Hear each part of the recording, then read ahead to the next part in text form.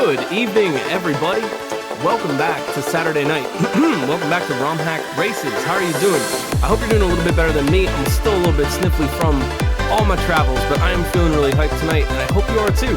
Man, it's great to be back. Hey, it's RomHack Races time once again, and we haven't even missed a beat. Thank you for Doc for covering for me while I was off at GDQ, and now we're back on Saturday for another fun race. Yay! Keep those spin emotes going, because we're gonna have some fun tonight.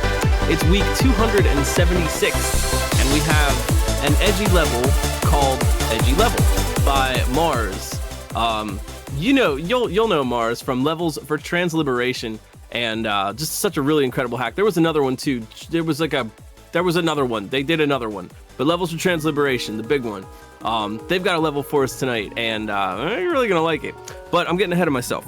Welcome. This is RomHack Races, and if you're new, we do a fresh Super Mario World Kaizo level every Saturday night, made fresh by someone in our community in secret and tested in secret on a secret Discord that you could also go and hang out on. And we race them, and it's a test of sight reading, skill, and consistency. One shots, you'll see.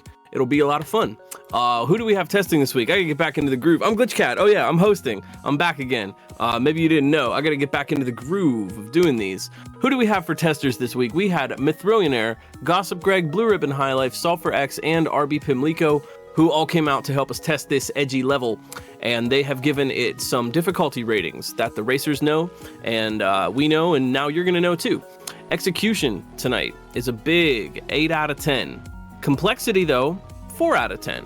The racers also know that there are 6 sections, and those sections are rated 3 out of 10 for length, kind of on average. They were also told that this is precisely the Mars level that they were afraid of. And with ratings like that, and Mars's track record as a creator, they might have a little bit of an idea what they're in for. But they don't know, they obviously don't know, and we're gonna have to watch them figure it out. We have a lot of folks that are helping us out tonight. We've got Doc on the restream, Doc and Fen and myself checking out all the racers in the scouting area. There are 11 who have signed up tonight. Bunker Games, Ender of Games, Endless Ascent, Germ Dove, Ike SMB, Jank Pickle, coming fresh off that big PB on Super Mario Wonder on the GDQ stage. Louis Duce, Muzzle, Nathan MG, Revelug, and You Fail Me are gonna round it out. If you would like to check out this level for yourself, if you'd like to learn a little bit more about RomHack Races and what we do, or maybe you'd like to jump on the Discord server and hang out with the community, talk shop, get that RomHack Races base ROM from Ampersand for your next RomHack Racing project, or maybe just hang out with some cool folks and talk about Kaizo. You can do all this over on romhackraces.com. We've got the Discord invite, and we've also got the all the patches for all the levels that we've raced. Yep, there it is. They got that website command in chat. Man, it is I have been just on a whirlwind out-of-body experience this past week, and if I recall correctly, Doc was filling in on comms last week, so thank you so much for that. But hopefully we'll have some fun, and I'm back, and hopefully that's fun. I'm all excited tonight. This is nice. I've kind of missed doing these. These are always fun to do. So we got You Fail Me, we got Nathan MG, Louis Duce, and Jank Pickle up on your screen right now, and the scouts will be letting us know if anyone is taking the lead, who we should rotate in, and hopefully we'll get to see everybody's clears throughout the night. What else do I want to mention? Nothing really. I hope you're all having a good time. Chat, if you're here to support like your favorite racer or something, don't feel afraid. Put their emotes up in chat. If you're here to support streamers you like to watch, and go and follow the racers if you want to get a little bit more Kaizo in your life. But that's for later, and for right now, we got 5, 4, 3, 2, 1, and we're ready to go pretty soon. It's week 276, Mars's Edgy Level. Yep, it's that kind of level low, but I put a bunch of those little H-shaped things to help you along. 6 sections, and they know that's rated 3 out of 10. Yes, the music is like this. It's all going according to plan. So, what have we here? Well, this is what I was excited for, and I don't know if this is what the racers were excited for, but this is definitely what I was excited for. Mars's levels for Transliberation, and Transliberation Forever, 2 different things, are a very unique style of SMW, and one that doesn't really get a lot of play. maybe hasn't been as explored, but has always been there lurking in the shadows, and these kinds of levels bring it out. This is a precision level, and you know, this is something that's near and dear to my heart these days with the hack that I just finished up making, and we'll see how near and dear it is to the racers' hearts after this. But yeah, we're gonna do some precision platforming here, and so as such, there's really not a lot of tech per se. Normally I'm here trying to explain how the custom gimmick works and how the different sprites interact and what the tricks the racers are doing are and how they operate. But in this case, we just get to platform, and that's not to say that there isn't tech, but what you're gonna see is really, really good control of the character. That's what's gonna make it tonight. There really are no shortcuts in a precision level. You can't really, I don't know, you could specialize in cape tech or shell tech or Kuso tech or whatever have you. But this is just kind of raw skill. This is just how well you can move this little guy around. I'm sorry, you might be hearing, if the music is still doubled up now, then we gotta check the audio. You might have been hearing a little bit of leakage from my speakers. I have a condenser mic I'm talking into, so you might have actually heard it from my mic. Sorry about that. But yeah, let's go for this. So, I mean, I'm pretty sure you can tell what's going on at the front here, at the first obstacle. We've got a Kaizo block that's indicated, and that creates a one-tile gap that they're gonna have to jump out of and get up to the top there. Look out, Louis Duce. Oh, look out. Making a little bit of progress. So remember, these sections are short, and that's kind of a thing in precision levels because it allows us to get away with really challenging jumps. Every individual movement in this level is exceptionally challenging. You feel me, almost getting that first checkpoint. Jank Pickle coming in here in the lower right. But the short sections allow us to have these really brutal difficulty kind of setups. And let's say, you know, if the section were very long, if it were 8, 9, 10 obstacles, the length of a normal Kaizo section, it might get a little bit overwhelming or just a little bit incredibly frustrating to have to do so much tight platforming. But with these short sections, it fits, right? You're trading a little bit. You're trading length for precision. Revelug, look at this. Hey, Revelug already on. Well, I think that's the second section. They're just coming in now. Bunker Games in the lower right and Muzzle in the lower left. We got some movement.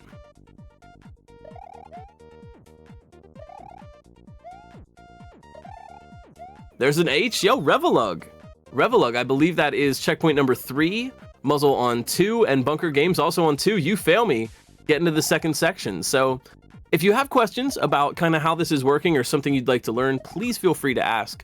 But in this level's case, I think these obstacles kind of speak for themselves. Although there is a lot to discuss about movement and precision tech that we can get into in a little bit. One thing to note, you're seeing those gray platforms. Those are those gray sprites that fall. They're a sprite platform, and they have an interesting property where if they're flush with a wall, if the edge of the platform lines up with the edge of a wall, the gray platform will stick out just a little bit. You can catch a pixel of it, and that's how they're getting that first jump. They're right up against that death block, but they're catching that extra little pixel, which allows them to not die. Also, this music.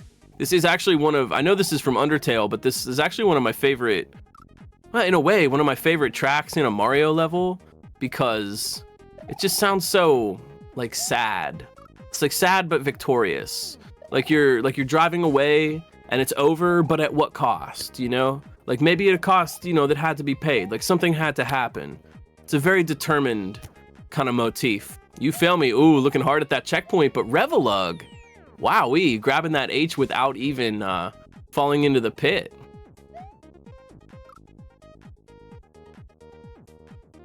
Really cool, man. Look at this design. Really cool stuff going on here. The little Z shape, the little Tetris-shaped blocks over here on Revelug's screen. I'm seeing an L piece and a little Z-shaped one. Hey, they touched the H, that's how it goes. If you touch the H, you get the checkpoint. I don't make the rules. You gotta talk to Miyamoto about that. Revelug in the upper right, though, currently in the lead. You Fail Me, Muzzle, and Bunker Games just behind. You know, believe it or not, I don't even think this is the toughest level that we've raced on ROM Hack Races, not even by far. Which is interesting because this is an 8 out of 10 and a very difficult level, but it really is the balance of those incredibly brutal jumps, but you only have to do 4 of them. You know, there's 3 to 4 in a checkpoint section, and it's just, you get to make progress in slower amounts, and that really lets you focus. There you go, you fail me. Catching up. 1 section behind Revelug. But, you know, it really puts the focus right on each moment, each individual precise moment.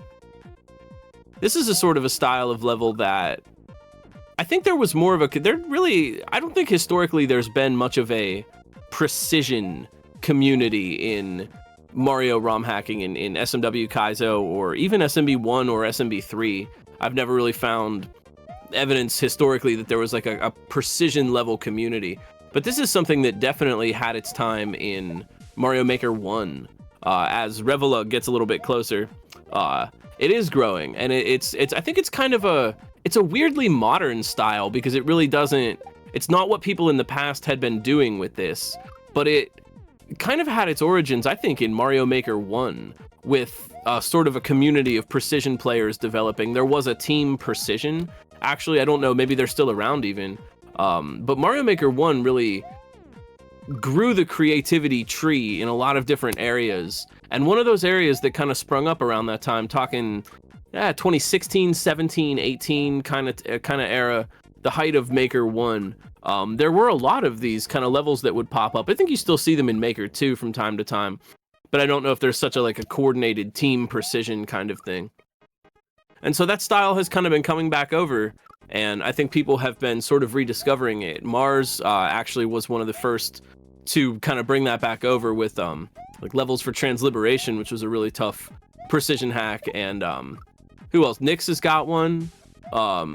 New Pointless has a precision hack as well. Mad with Kaizo Power. There it is. Was that before Transliberation? Yeah, New Pointless is Big Brave. And there's another one. This is another one too. Where it's just like a square room. I'm sorry I'm bad at the name of hacks. Revelug up 1 checkpoint. They know what's up here. So Revelug still in the lead in the upper right. Oh, this section is neat. They can just literally see the checkpoint up there. Oh, wow. I love these setups. So this is really interesting because even though the racers are just doing jumps, there is a lot kind of going on here that we haven't even really had a chance to talk about. But the interesting thing about precision levels, I think, is, there's muzzle with that H, is that you're faced with situations that kind of look impossible. The first time you see it, you're just like, I can't actually make this jump. And then lo and behold, you actually can with enough precision. I don't know a better word for it. That's actually a really good question. What's up, Davo? Super fun, super good question. How precise can you practically be with Mario RTA? Surprisingly, very surprisingly precise. Let's check out Revelug here in the upper right. They're going for that. So it depends on the circumstance, but I think practically speaking, a really good precision player could probably be within a quarter of a block, maybe even an eighth of a block, or like a fifth of a block, maybe a fifth. I think that's probably as much as you'd really want to deal with RTA. But the way to think about this for people that maybe don't understand, Revelug, hold up, jeez, Revelug getting all the checkpoints just by the toe. Man, they're chomping it up. But you fail me close behind in the upper left. They're one section off. So Muzzle and Louis Douce better get a move on down there. So actually, that's a fun thing. I don't actually know how many pixels a single block is. I've never actually taken the magnifying glass out and done pixel math with that kind of thing, because the speed oscillation and subpixels kind of come into play a little bit, where Mario's speed is always oscillating a little slightly bit, so you can sometimes get a farther or a shorter jump sometimes with the same type of setup. Oh my word, Revelug, getting out of here! Getting out of here! Wow! Okay, the world is ready for tough precision levels, and there's Revelug with a huge win. Nicely done. Wow, that was quick. They got a lot of those H's just by the toe, and Louis missing it. Oh, they missed it by the toe. Holy moly. Good job. Man, Revelug, way to play. That's the sub 11 world record on this level. Oh my gosh, amazing. We got Ike SMB in the upper right. But yeah, to get back to this point, as I'm trying to call out everybody's cool moves here, let's just think of just picture a question block, right? You know, one block. Mario is 1 block big, Big Mario is 2 blocks tall, and if you really start to look at it, everything in the game, you'll notice, is shaped like a block, right? Everything takes up that same kind of square, or it's a 2x2 square or a 4x4 square, but you can do block math with just about everything. Revelug doesn't even need to do block math because they already won. GG. So now take that same block, right? You've got 1 question block. Now take that and divide it in half. And a good precision player, well, pretty much a good Kaizo player in general, ought to be able to land on the left side of the block or the right side of the block, right? You could divide those halves up, and now you have 4 parts. A really good precision player can land on any one of those quarters if they want to.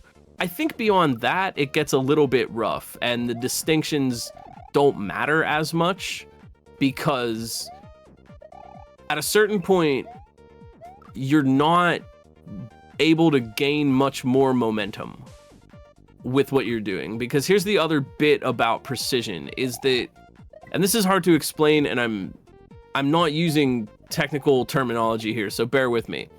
Space is time. Space is momentum. Because in the space of 1 block, like here's You Fail Me, there you go. Keep your eye on You Fail Me. They're gonna demonstrate this very well for me. In the space of 1 block, if you're not jumping, you're just standing on the ground. Here he goes. You Fail Me's gonna get up to this block, and then they're gonna swing. Yep. When they get on that brown block, what they're doing is they're jumping and they're swinging out a little bit before they land. You're gonna see them kind of swing to the left and then land and make a quick jump. I think that's probably what they're going for. This gets Mario extra momentum to cover that distance, right? So the available space you have to move also determines the amount of momentum that you can generate for yourself. Does this make sense? Right? If you can run 1 block, you can therefore generate what can be thought of as 1 block worth of momentum, right? And you could have 2 blocks. You could have up to P speed, right? You need a certain amount of runway to get P speed. And so that's a good way to think about how to work with these precision levels, because what you're doing is you're being accurate to within half or a quarter of a block, and you're able to get half a block worth of momentum in some cases. And a good example of this is this big long channel. See Muzzle, Ike, and Louis Douce. They're all hanging out on this obstacle where they're gonna fall down, they're gonna make that first jump, and then they're gonna land in that 1 tile. And now they're standing at the bottom of that pit, right?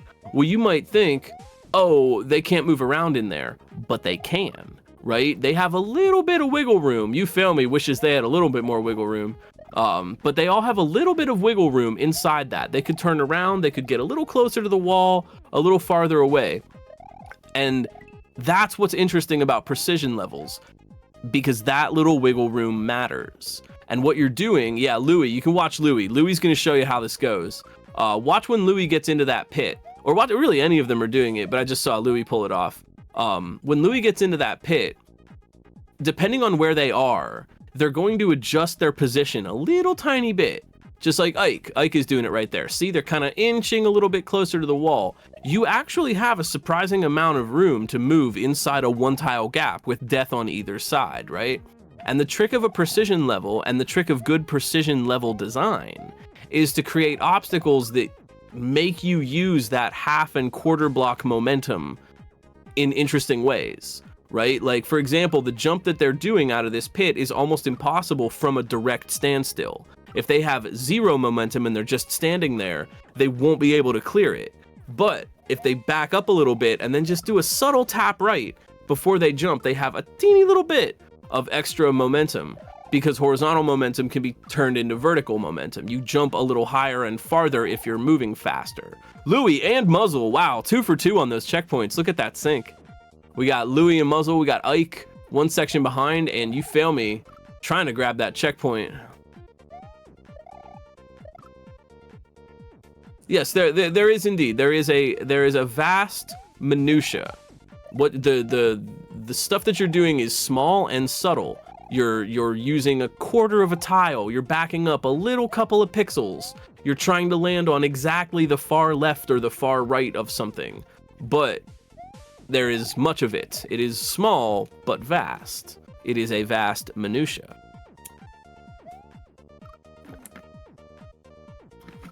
And for you non-dictionary buffs, minutia is a word like trivia, meaning trivia is, trivia is trivia, minutia is small things. Exactly. Exactly achromatic. Yeah, it helps that SMW gives you more vertical momentum than you'd expect from small amounts of horizontal momentum. That is very true. And you can get, yeah, exactly what you said. So by using the available space, right, even down to half a block, right, one block is a large amount of space in a precision level.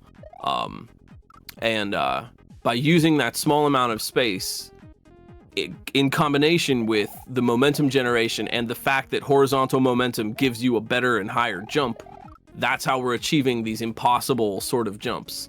So if you notice when someone misses a jump, usually it's because they didn't quite dial in exactly that amount of movement, right? They didn't have quite the right amount of momentum generated.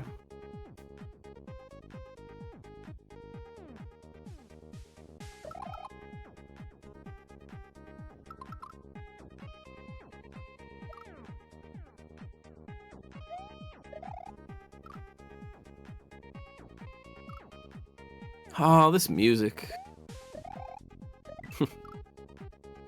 Yes, and now that we've covered, yeah, Doc, thank you. And now that we've covered the basics of precision movement, we can add in all the other really precise things that are going on, right? Now that you know how momentum generation works and why half a block is important, now we also are adding in subtle regrabs, precise positioning. You'll notice here, muzzle going up. Yeah, once they get over that Z block, they have to hit the Rex at just the right moment. Nice job, Germdove. They have to hit the Rex at just the right moment. And they can't jump too close, right? Because they need to kind of bonk their head when they do. But they're waiting for that Rex position and then doing a very precise regrab off the Rex so it walks far enough that they can cycle around and make the next one.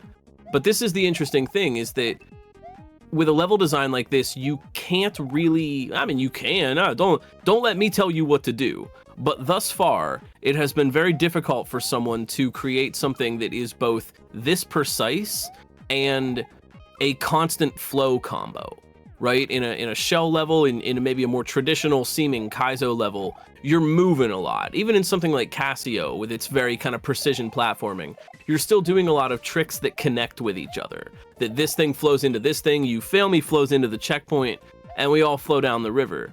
But in this case, in precision levels in particular, it's usually that you're stopping, right? Because that's the way to make it a little bit easier. You require one incredible instance, one good jump, and then once you've made that jump, you sit and chill and wait for the next one.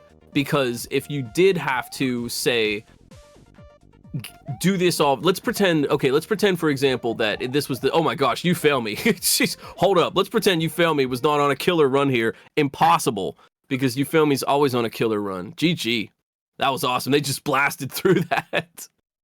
Yeah, they just blasted. I was thinking like, okay, they're probably going to take a few tries at that. Nope, we're out of here. Wow, GG, great job, you fail me. That was excellent. Louis Duce looking for the checkpoint too. Ah, they got it. Now notice too, when Louis jumps off and swings like that, they are gaining more momentum, right? Because that's a really old school, like, common Mario trick, and you're gonna see that in Mario, like every Mario game, even Mario Wonder, perhaps. I think, yeah, even in Mario Wonder, where if you're standing on one tile and you want to make a jump that is farther than the amount of space that you would be able to run, right? Even if you got all the way to the left of the one tile you're on, you still couldn't make it. The way to get a little extra momentum is to jump off the block, swing out to the side, and then land it running when you hit the block, and that gives you your extra distance. That's a really old school trick that I don't think people mention enough. I mean, it was like we were doing that as kids, because it's just kind of intuitive at a certain point. But watch for that, and I'll try to point it out when someone else is at that part. Check out muzzle. Oh, I thought they were gonna get it. I didn't mean to curse. Muzzle in the lower left there. I'm gonna try to point out folks that are doing these little position adjusts. Yeah, Louie's getting it. See how they just move inside that one tile?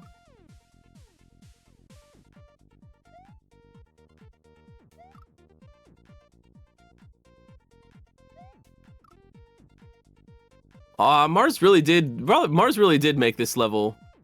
They really did make this level like a bell curve. Man, they were paying attention.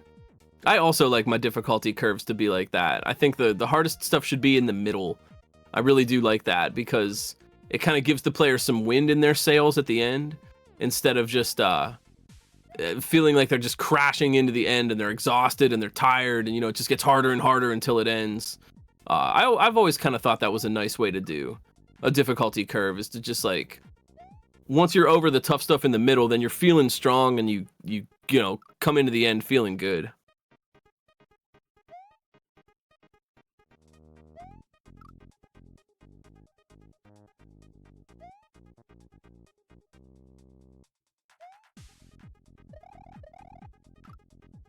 Oh, Louie, they're close.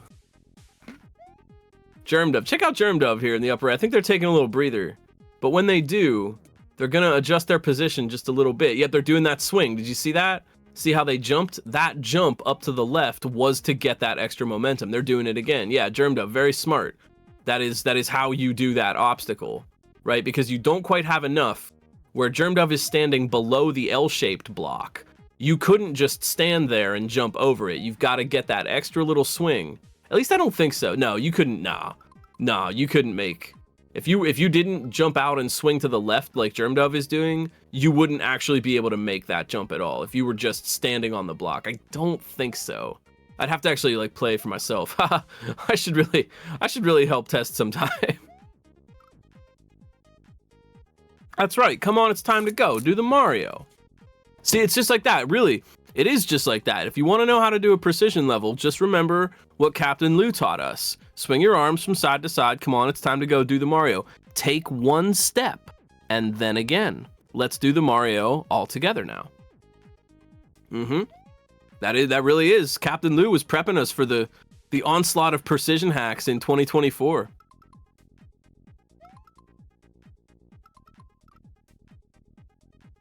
Let's see. How is pausing helping Louie? There's a couple ways. I want to see. Sorry, I wasn't watching Louie's screen. I wanted to see how they're doing that. They could. Let's say you wanted to be holding the jump button while you were standing on the ground.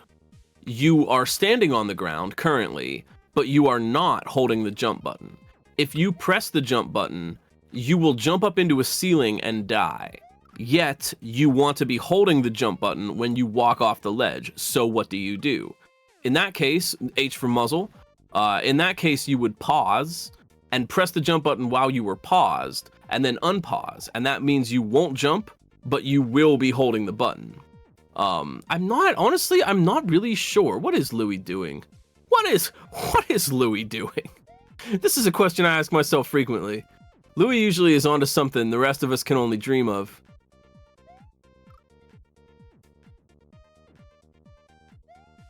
But Muzzle might be sneaking up here. They see that orb. Uh-oh, Louie sees it too. Oh!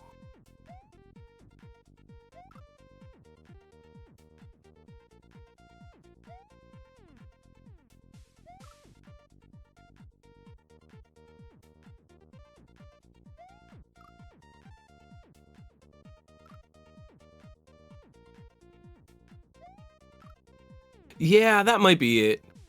That might be it. That's the thing. I've never really. That would be new to me. I've never encountered a setup in a precision level that required a pause buffered regrab. But as soon as these words have left my mouth, suddenly I'm very interested in trying to make one. Here's Ike in the upper left. Let's see what they got for us. If it wasn't obvious by now, I am a huge fan of precision levels like this. So much so that I have finished my own precision hack. That is, I guess it's out. I haven't released it on SMW Central yet, but if anyone wants it, you can DM me and I will just send you the pre-release copy. I kind of wanted to see what like the players that liked it thought before, and just kind of let it sit for a little bit. Then I had GDQ to worry about, so I'm kind of just now getting back into regular old life. But yeah, I am a huge fan of precision because I think that it is. I don't want to be. I really don't mean any kind of purism about this. Any kind of this tech is better than that tech or whatever. I mean it sort of in like a chemistry, in the sense of a chemistry experiment. That precision is some of the purest hard Mario that we could create. It's the most reductive.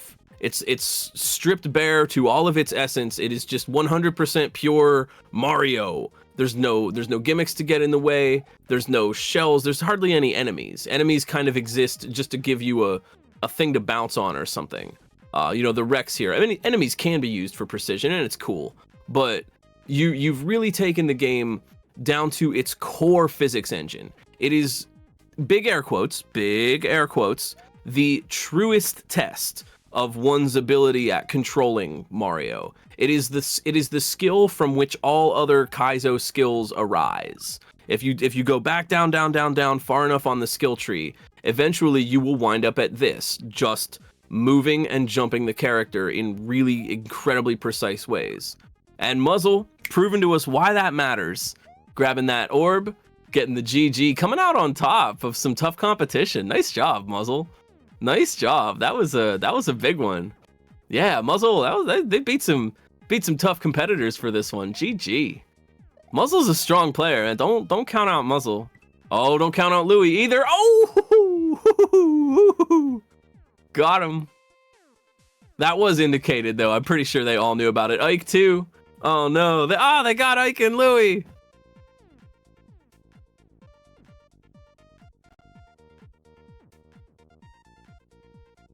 But this is another reason, so many people, throughout my career and life have asked me, Glitchcat, how do you get better at Kaizo? And I always give them the same answer, right? It's the fundamentals. If you want to be good at Kaizo, the requisite skills for Kaizo all reduce to basically move the character in a really precise way.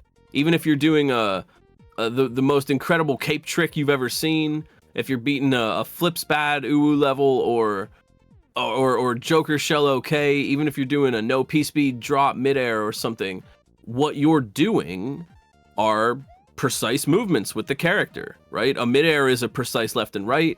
Cape tricks are precise left, a tap left at a certain moment for only a few frames or whatever. You're always doing that. You are always moving Mario precisely, and this just strips it all down so that we can see what that is. Yo, Germdove, I see that they got the look at the H. That is the case. Yeah, Revelug, you got Louis, there you go. Orb. Can I get a GDQ style orb in chat? But that really is, I think, I couldn't have said it better myself, honestly. Revelug, that really is, that is really, really true. I'm going to say this again because it's really important, I think. You got to get the brain pathways so that moving Mario is like moving your own hand. Yeah, totally. Absolutely. Like, that really is it. That you don't, you can, you know what I mean? Like, well, not how to say it too, because there's people who have trouble using their hands. I don't mean any ableism implied. And I'm sure Revelug didn't either. I'm just thinking of our friends who might have difficulties with that. Some people use their feet. Some people use their chins. Some people use their face or whatever to move the controller. You can be really good no matter what you do. And gaming is for everyone, not just folks that can use their hands. But to make the analogy, if you're looking at your hand and you are a person who has the ability to use their hands, you can move it really subtly, right? Like, just turn your hand a little bit. Move your finger just a little inch or two, It's easy to do. That same thing is with Mario. And if you think about it, when we're doing things IRL, we have all kinds of complex motor skills. Bunker Games, grabbing that H. Just if you really think about it, or perhaps if anyone's ever had to do like physical therapy, the act of reaching over and grabbing a cup and picking it up and moving it to your mouth and taking a sip, that involves a lot of complex little small muscle movements that we're just very automatically used to doing. It's literally like, this is how babies learn to be people. Ike, no longer a baby, never was, grabbing that orb. GG. GG. But that really is that is Revelug's got the answer for us. Just make it be like moving your hand or your legs or your feet or your chin or whatever. Now a full-grown plumber, Ike SMV.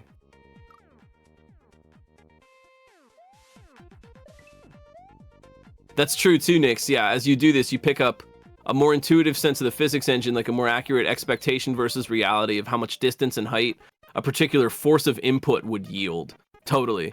There's a whole lexicon of squeezes and presses, and the more you do, you strip away all the other stuff and you just make Mario do one single jump, the more you really start to dial in exactly what it feels like to move Mario that exact distance. You can kind of start to look at something, just like I said before, really good, precision players, really good Kaizo players can see whether or not something is visually possible 9 times out of 10.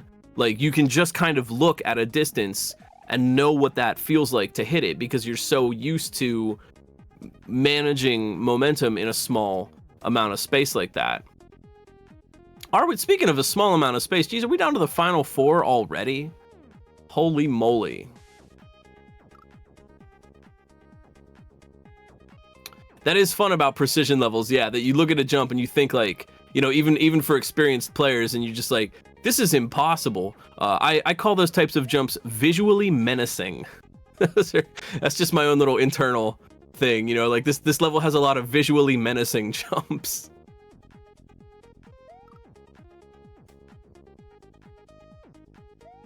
But this is it, this is why, I don't know, this is to do something like this, to play a precision level or to work on precision stuff is really just to sort of stare back in time and remove all illusions and all modern gimmicks and conveniences and to stare right back into the sort of proto ooze where Kaizo crawled out of.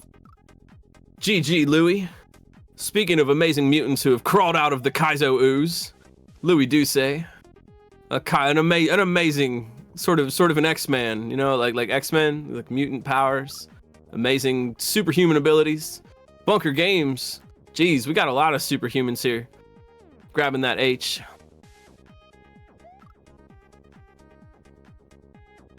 Oh gosh, this music too.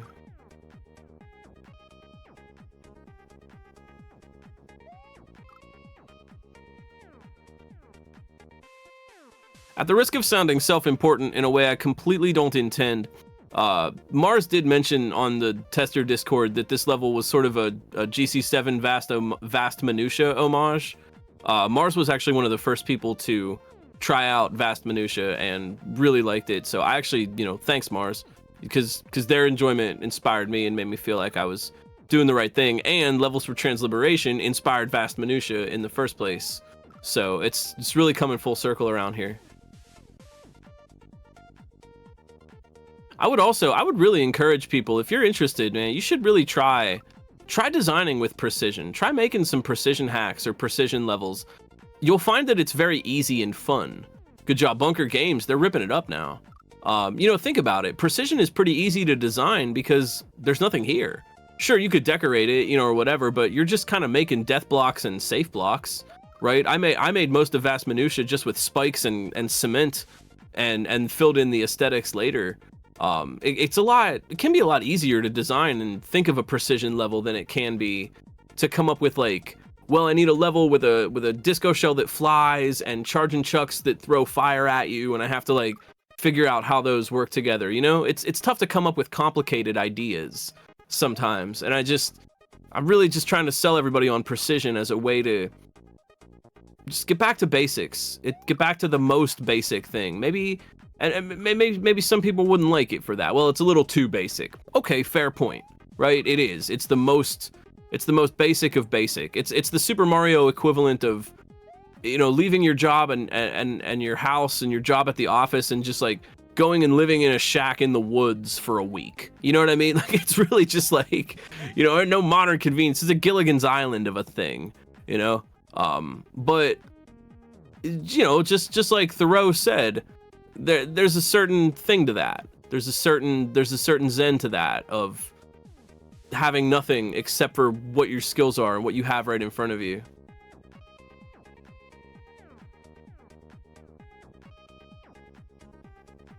Well, that is the trick of design, really. You know, it's easy enough to spam some death blocks and spikes around, but that's where, you know, skillful design and makers come into play.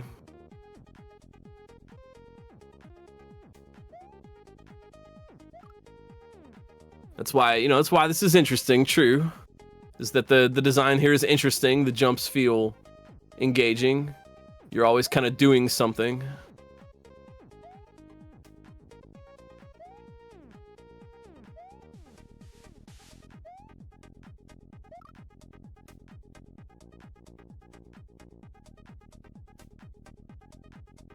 Ooh, I like that. Yeah, comrade. It's like Ratatouille. It's like making Ratatouille. It's just like the spoilers end of Ratatouille.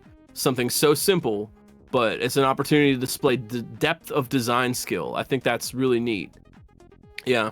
It's kind of the same reason, shoutouts to next week with the SMB2 race level, but it's kind of the same reason I like designing precision and stuff in SMB2 is that when you have nothing, when you really have just cement and death blocks, that's pretty much it. You know, only those two things. You really have to dig deep for some creativity, and you really have to stretch that as far as it'll go. And I like that challenge a lot. I think some, you know, would prefer not to, and I think that's valid also. But you know, I like that. I like that challenge. What can you make out of nothing? You know, it's always kind of magical, right? To see something, I don't know, like those people that build really elaborate sandcastles, right? And they look like perfectly sculpted and stuff, or people that do like ice carving or whatever. Like, you're just building something incredible out of nothing. Or those people that make I don't even know how you would describe it. It's like a big pile of junk and then you shine a light through it and the shadow makes a really elaborate image. It's kind of like that. Like, it's all in the gameplay where the design like sparks and crackles and gets interesting. To look at it, it's just kind of some jumps.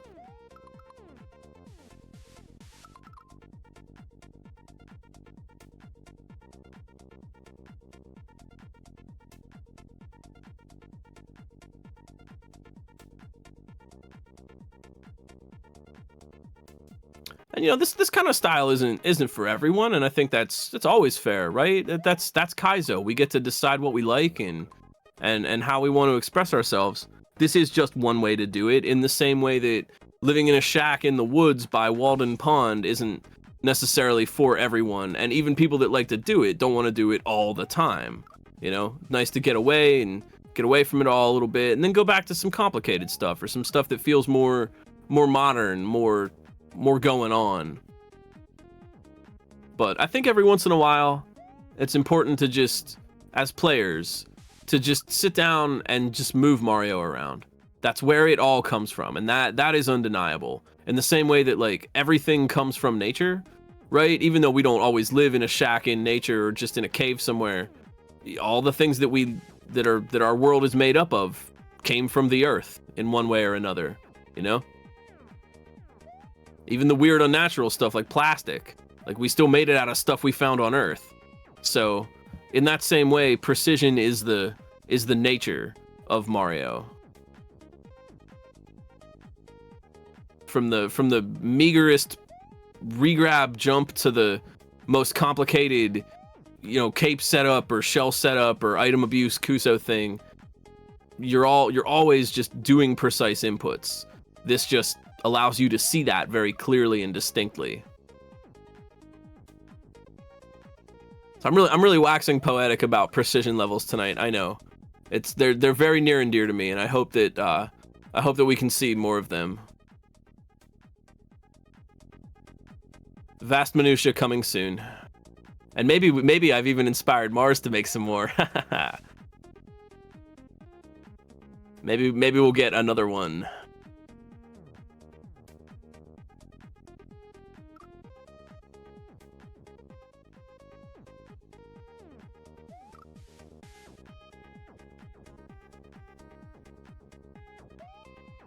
Oh, here, I'd like to draw attention for a second to what Bunker Games is doing here in the lower left.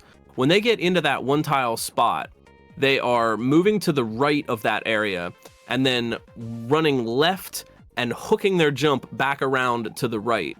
Great way to generate that momentum, because doing it the opposite way, standing on the far left of that gap and jumping to the right, would be a lot more difficult. So don't forget that you can like generate momentum backwards, because it's not the direction that you're moving. As long as you turn around quick enough, it's not the direction that you're moving, it's how far you're moving in any direction. So say if you want to jump to the right, don't forget that you could generate momentum by running left and then hooking. I would refer to that as hooking a jump. You can hook landings too.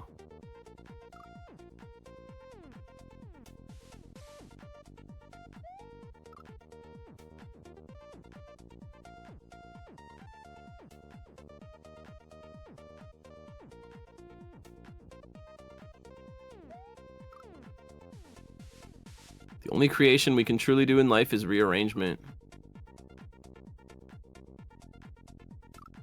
Oh, Nathan, germed of Bunker Games and Super Mario Wonder Grand Champion Jank Pickle. Now, this is a good time to mention, if you haven't seen Jank Pickle's run of Mario Wonder at this past GDQ, it was awesome. I had a front row seat. It was real cool.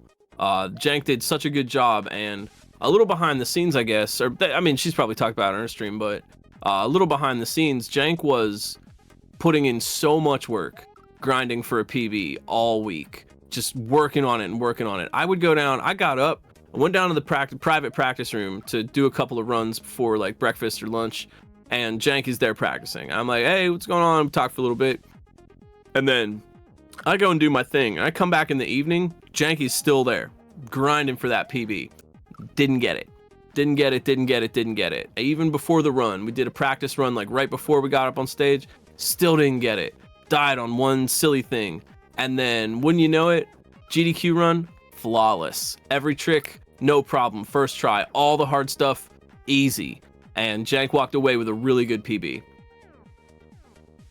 It was very cool.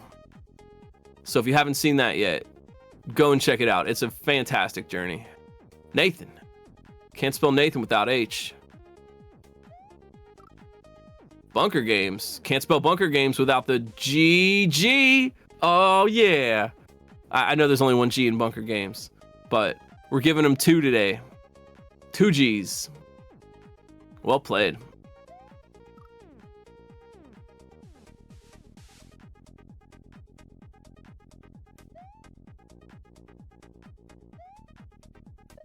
GG Bunker Ames 8-2.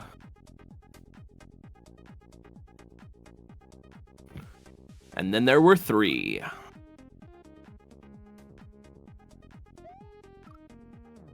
There's a G in 8. Oh, wow. That's true. Whoa. Whoa, conspiracy. Whoa.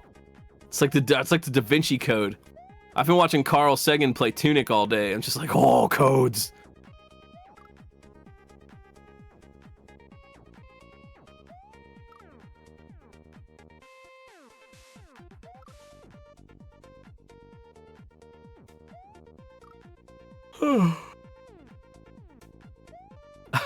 A Niv nailing it.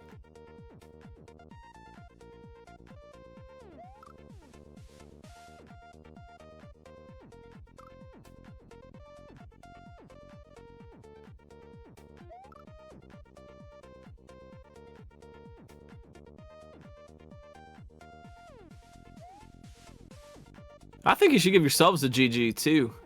Thanks for hanging out and making ROM hack races a little part of your Saturday.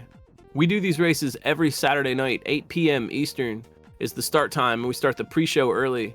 And if you didn't know, you can check out romhackraces.com for this level, all the patches, the Discord link, info, and more. No, nice, Nathan. Good H. That was a really clean regrab.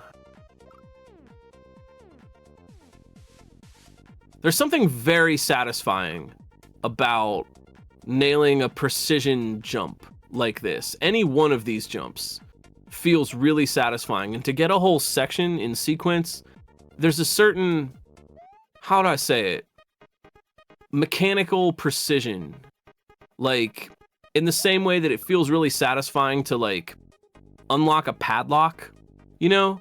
Or if anyone does like those little like mechanical puzzles where you have to like figure out like how the box opens or whatever, it's that same kind of thing. It's got the same feeling as really satisfyingly unlocking a padlock.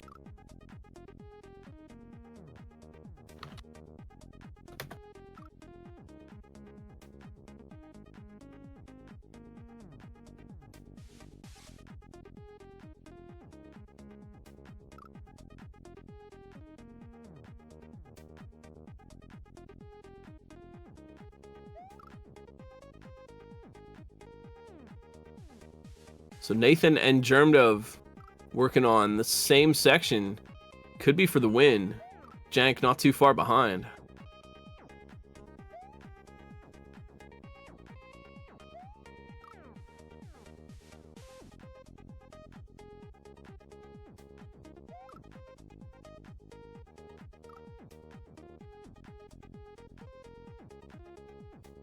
I think it was was that an H for Jank? Sorry, all the sections kind of look similar, and I've sort of got lost. Yeah, Jank on section 4. Thanks, Doc.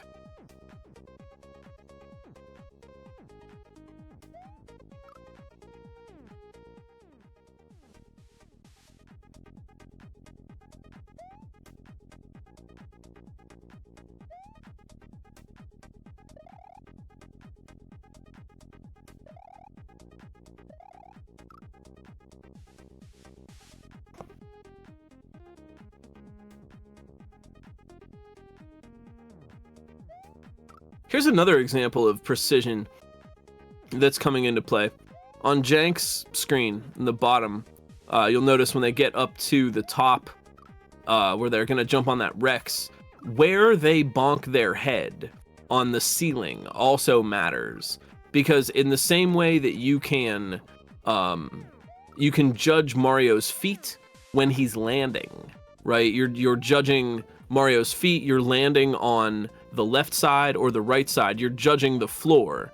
In that same way, you can also judge with his head, right? It matters whether or not you bonk your head on the far right of that block or the far left. And you see Jank, yeah, jumping into that gap. And the reason they did that was because they're trying to bonk their head as far to the right of that block as they can. And you'll notice those distinctions also. There's quarters, right? Jank hit about in halfway there, right? So they were like right in the middle. That was a better hit. I'm not trying to criticize. I'm just watching what they do. But if you watch as Jank plays, notice that. Notice when they go for that jump, where do they bonk their head? And you start to see those distinctions a little more clearly. Being able to notice things like that is really key for getting better at Kaizo in general. If you can, I've said this a lot, and precision levels again really highlight why this is important, how this can help. Nicely done, Jank, one jump away. Oh, nice, they got it. Jank Pickle catching up, let's go. But here's something to really think about for any Kaizo, whatever you're doing. Be it precision, standard, cape, shell, Kuso, you name it. When you die, think about where you were. And I don't just mean like what happened. It's never enough really to say, oh, I died on the muncher. Okay, yeah, you died on the muncher, but where? Did you touch the muncher on the top, on the middle? Did you graze the muncher on the left corner? All of these things give you information that you could be using right? Where you died when you missed the jump is informing you of how to correct it if you know what to look for. Does that make sense? I hope that makes sense. Bunker Games, GG, that was a really good one. Well played. Absolutely well played. That was awesome. Really rose to the challenge. Got that sub hour. Awesome job, Bunker. Thank you for the raid. Hey, don't forget, y'all, click on the name, get some shout outs, and follow the racers in chat. There are a lot of really cool people in our community who play Kaizo, and a ton of them, if not all of them, would love some new viewers and some folks hanging out and checking out their streams. So drop a follow, drop a sub, and let's make this a big, awesome community jamboree.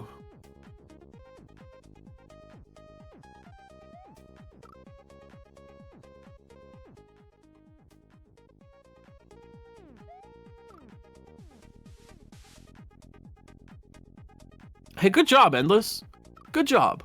Well played. I think that absolutely like counts. That counts. You did it, you won. You know? Good job. Well played.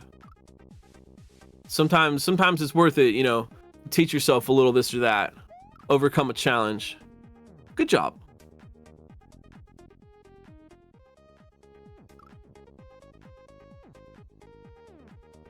That's a good point too. Fundamentally understanding how Mario interacts with tiles helps a lot with precision. If you have that diagram handy, go ahead and post that in chat. I think people would like to see that as well.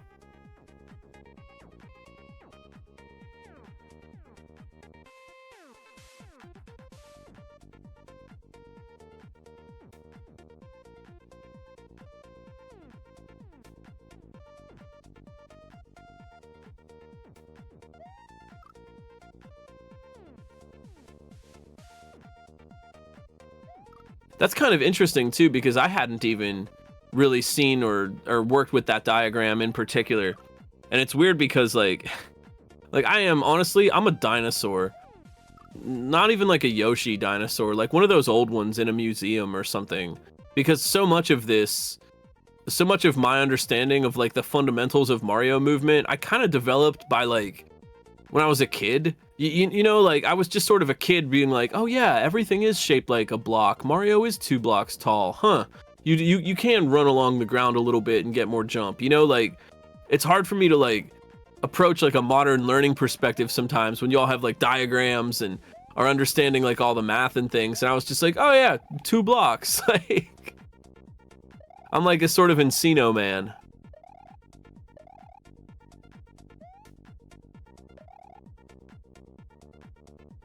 I can go ahead and post this this in chat for people that want to check out the diagram that we're talking about here. Showing you the points of interaction on Mario. That's a big link, but I bet it'll work. Like we're taking a look specifically if you look at like Mario riding Yoshi. Look at some of the red dots that are not on Mario. Like on the 2 illustrations on the lower left, you'll see like the red dot on the far side of that isn't really attached to the image. It's the square, right? If you would really overlay that with the square hitbox, you get that square shape. So like I've said, like sometimes you're not playing the game, you're playing the code. You're playing to the code of the game, not necessarily what you see on screen, if that makes any sense. So yeah, just like Ike said, like being able to internalize the fact that you're a hitbox, not an image, is pretty helpful. And not even in just Mario. That's just a general old school video game tip. Think of oh, this is another one for the dinosaurs. Think of Gradius. You know the game Gradius on NES? Or perhaps you know it as Life Force or Salamander, the sequel. But think of Gradius. There's a thing that I call it the Gradius principle, which is in Gradius, if you can shoot through it, you can fly through it. Like you're a spaceship and you're going along and you have lasers and you encounter a wall and you can shoot through the wall, but oh no, you've made a tiny little gap, and how are you gonna figure out how to navigate through the gap? Just don't move. If you are shooting through it, you fly through it, even if the wings of your ship are overlapping with the edge of the wall. It looks like the image of your ship is going to crash into the wall, but the hitbox of your ship is slightly smaller. It sort of works in the opposite in Mario. Sometimes when you're on Yoshi, you have a slightly weirder hitbox, but if you think of yourself as a square and not as an image, then you'll do a little better.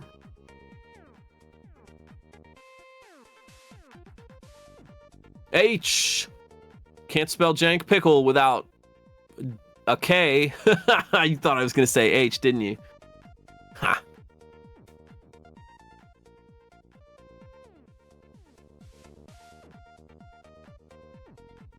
Hey, Nathan. Whoa. Breaking up that three-way tie right away. Nathan MG with the orb. Nicely done. We're down to 2 here at about the 56-minute mark. Just wanted to say it's really nice to be back after GDQ. I really, on a personal note, while I have the chance to tell you, I really appreciate the support from the community for the run. And GermDub's probably going to appreciate grabbing that. Oh, never mind. But yeah, I really appreciate the support from the whole community. Y'all were so fantastically kind. Thank you for all the donations and for helping us get to that Pride % incentive. Because of that, I was able to break the world record live at GDQ in front of all my friends in my hometown, and that was really personally significant to me. Yeah, just thank you so much. I really just appreciate all the support from the community. There were so many names that I recognized. I recognized like all the names, you know, coming in on the donations, and the ones I read afterwards too. Y'all are really, really kind, and I'm just really grateful to be a part of that all, and I'm happy that you let me represent Kaizo this time around. Thanks for the raid, Nathan. Well done, well done. Oh, look at those happy little cookie guys. Good game. And really, truly, shoutouts to actually the Borgie Man and Jank and BK, who were my couch for Luminescent and really just kind of kicked it across the finish line. I was playing, and they were making it look real cool. So, Borgie did a great job.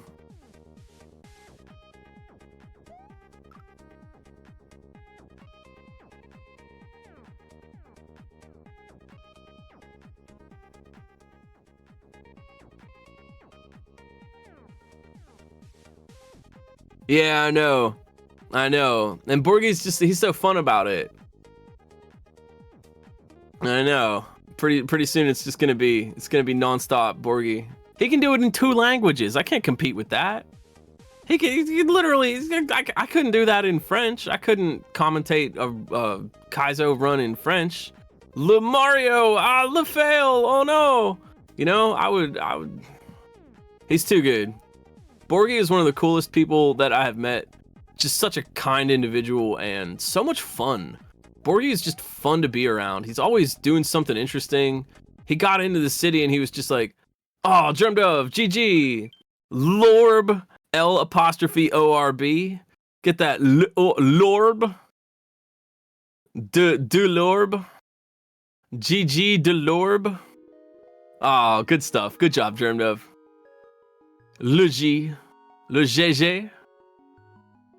But Borgie got into the city and he was just like, oh yeah, I drove here and I just got here and now I'm gonna go walk around and explore the city, and I went to some cool places and some guy interviewed me for the news about how to stay warm, and I went to the Heinz Museum and saw the big ketchup bottle, and now let's go and practice. It's just like, dude, you are on fire right now. Borgie just like literally did it all. He was in town for a few days and just literally did it all. An absolutely amazing, fascinating, kind, talented, wonderful person to be around.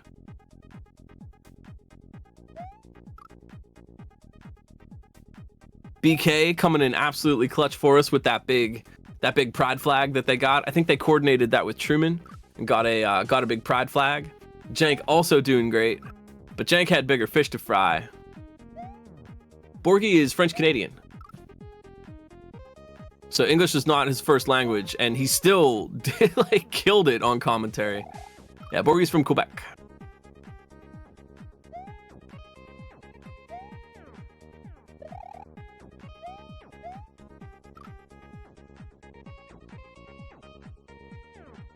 Oh! Oh, oh no. I'll tell you one thing. While we're hanging out here, weird little GDQ story. I learned something very weird and fascinating. Well, maybe I don't even have time to tell you, but I borrowed some consoles from World 9, the people that run the practice room at GDQ, and I loaded up my flash cart just like normal, and I turned it on, and when I got to Lavender Lagoon in Luminescent, the graphics were corrupted. And I was like, oh no, something happened with my flash cart or my ROM. So I took the flash cart out of the console and I put a new flash cart in with a separate ROM, totally distinct, and it's still corrupted. And I got to level 4 and it corrupted in the same way. And I was like, oh god, this is not good at all. 2 flash carts are ruined. Jank, pickle, no! And so I got another console from World 9, a completely different console. And I tried the same thing again with 2 flash carts, and it crashed on a different level. And at this point, it's like, I'm kind of sweating, like, oh my god, like if this happens to me on stage for some random reason that I have no idea what it is, I'm in trouble. Can't be having that. So I contacted the GDQ tech and they helped me sort it out, and we tested on the stage console that I would use, and it was fine in the end, but I did not know why this was happening. And then a little while later, I ran into Dwango AC, keeper of Taskbot. Oh no, oh geez, I'm getting, oh jeez, I'm getting hit with a commercial on my restream thing, but hang on, I gotta work around for this. Don't you worry. I got hit with the commercial break. Sorry, I can still see Jank. We're all good. I'm literally getting 2 commercial breaks at once. And so I don't know, maybe Jank is gonna win or not, but if they win in the next 1 minute and 55 seconds, I am not able to see it. Sorry, but I'll still finish telling you my story then. So I ran into Dwango, who was like, hey, Glitchcat, do you want to know why that was all happening? And I was like, yes, Dwango, please tell me the answers. Apparently, and I'm not a tech person, but apparently the ceramic oscillators inside the sound chip for the Super Nintendo can degrade over time. And when they do, they cause weird, bizarre, unexpected desyncs in hardware to happen. And that's presumably what was going on with 2 separate consoles. And it was like a weird cosmic ray, because I literally couldn't understand why it would crash the same way on 2 flash carts, but it was that. It was the ceramic oscillators. Fun fact. Yo, hey, Senin. I was just saying the other night, I hope you bought me back at your run. I think if you, or I hope I didn't miss that yet. I'm bad with dates. I just kind of got back to real life. But Senin out there going to be running Luminescent at their own marathon pretty soon. And I hope you bought me back. It'd be funny. You know, that way like every Luminescent record is set at a marathon. The next person has to do it at a marathon. We just make it a rule. It's early March. Oh, you got plenty of time then. You'll bot me for sure. I hope that would just be funny, you know what I mean? There it is. GG. I'm sorry, I was still stuck in a commercial break. We are clear. Jank Pickle, never one to back down from a challenge. Really, really good stuff. GG, Jank. I bet it was awesome. I bet they jumped up and grabbed that orb. I'm imagining it in my head. And that isn't all clear in 1 hour and 4 minutes. Usually we schedule 2 hours for these broadcasts, but we never know. You know, sometimes it's earlier, sometimes it's a little bit later. And that isn't all clear for us. So, man, that was fun. Thank you all for hanging out. Don't forget about romhackraces.com, the merch shop over on romhackraces.com, and the Discord where you can jump on and talk shop with us and just hang out if you want to learn a little bit more about Kaizo or get that ROM Hack Races base ROM. We got a raid for Arisen Dead coming up here, so let's go over and check out some really intense stuff. Arisen makes some really wild item abuse stuff. I'd like to really quickly thank, again, all our staff tonight: Gossip Greg, Blue Ribbon, Sulfur X, RB Pim Lico, Kelgand, Doc, D4, Ampersand, Fen, and the scouts tonight. Yeah, Doc and Kelgand, thank you so much for that. We'll be back next week with a Mario 2 level. That's going to be amazing. I might even race it. We'll see. I have been Glitchcat. You have been you, and you matter. Your thoughts matter. Your heart matters. Your feelings matter. You matter to other people in your lives. You matter to me as human beings.